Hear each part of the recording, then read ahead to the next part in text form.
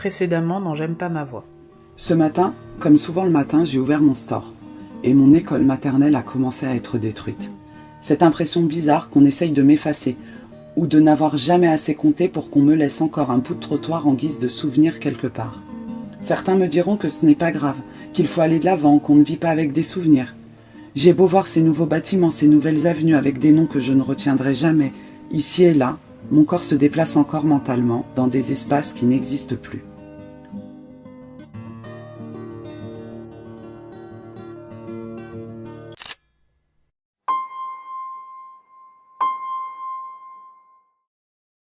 Le choix des mots est important.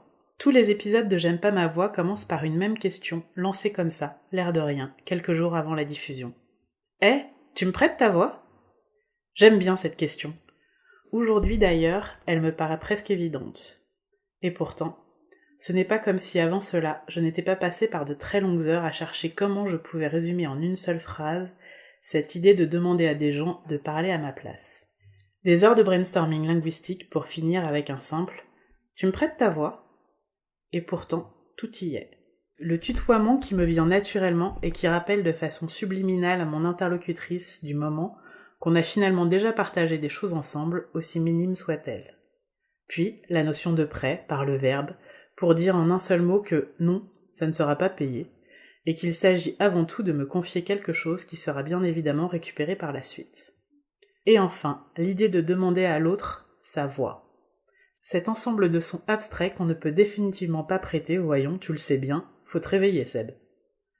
C'est donc pour susciter cet étonnement que j'ai choisi précisément cette question. Pour attiser la curiosité. Pour qu'on me demande le sens de cette demande farfelue.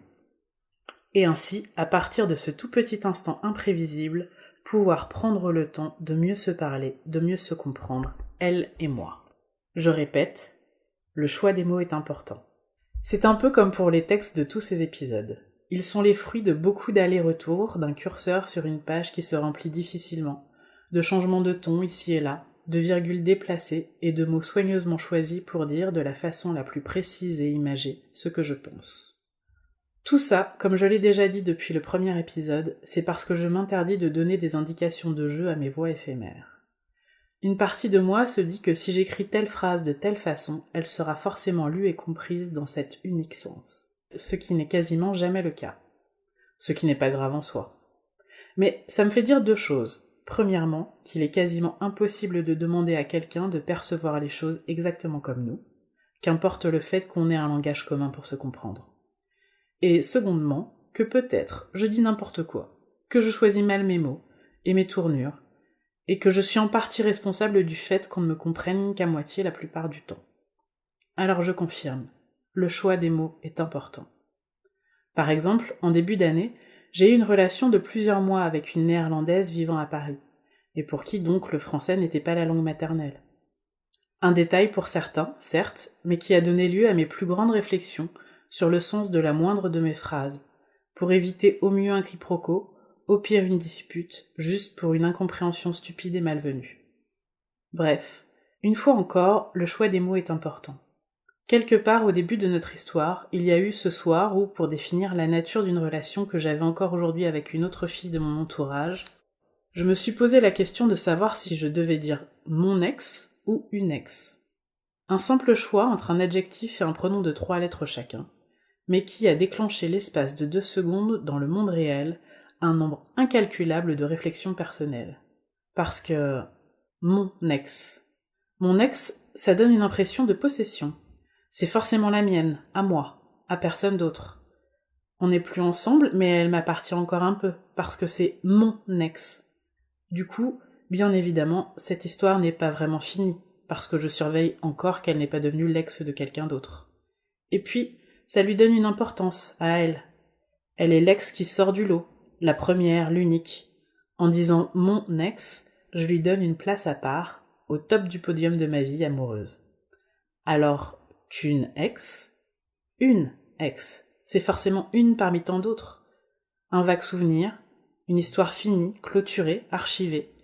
Une personne qui n'a plus d'importance pour moi parce qu'elle n'est pas devenue une amie depuis, mais bel et bien, juste une ex.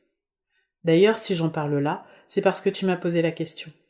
Je l'ai même supprimé de Facebook il y a un bon moment, alors que justement, je ne supprime jamais personne. C'est dire. Ouais. C'est dire comme j'étais conditionnée surtout. En 2 petits mots, j'en étais presque venue à essayer d'appliquer à une partie de ma vie amoureuse des approximations que j'avais entendues tellement de fois que j'en avais fait inconsciemment des vérités. Résumer ma relation avec quelqu'un en 2 mots, c'est dire aux autres que tout est en ordre dans sa vie, qu'on sait où on va, ce qu'on veut, sur quel pied on danse. Alors que non, moi je m'en fous. Les gens qui ne savent pas tout me rassurent. Je ne suis pas toujours capable de savoir si telle ou telle fille est mon ou une ex, ou si c'est vraiment une ex d'ailleurs. Je ne sais pas si on a la même définition l'un de l'autre, si c'est officiel, si c'est utile ou non. Et dans mes relations amicales, c'est le même bordel. Quand je parle simplement avec quelqu'un, je ne me demande pas avant tout si c'est un pote, une amie, une connaissance, un pote d'internet, une pote de pote, une personne de mon entourage, etc. Je lui parle comme ça me vient et ça me convient parfaitement. Il n'y a que lorsque je dois définir cette relation que je panique. Alors oui, le choix des mots est important, très bien, mais je ne les ai pas forcément tous, ces mots. Et finalement, je ne veux pas forcément tous les avoir. Je veux juste qu'on me comprenne, qu'on ne me colle pas un propos que je n'ai pas dit, qu'on sache lire entre mes lignes, mais uniquement quand c'est nécessaire. Je veux tout et son contraire, et il n'y a que moi pour croire que c'est quelque chose de simple à comprendre. Il y a une partie de moi qui se rassure en pensant que tout le monde est comme moi, que c'est quelque chose de logique et naturel de se poser toutes ces questions. Mais j'entends constamment dire que non, je me prends la tête pour rien. Et croyez-moi, ce n'est pas que j'aime ça. Quoique, si. Mais bon, non. C'est surtout que c'est ma façon de faire depuis des années et que je ne veux pas en changer. Parce que je sais comment je fonctionne, que ça me rassure, et surtout parce que ça ne fait du mal à personne de chercher les mots juste pour m'exprimer au mieux. Au contraire. Donc, le choix des mots est important.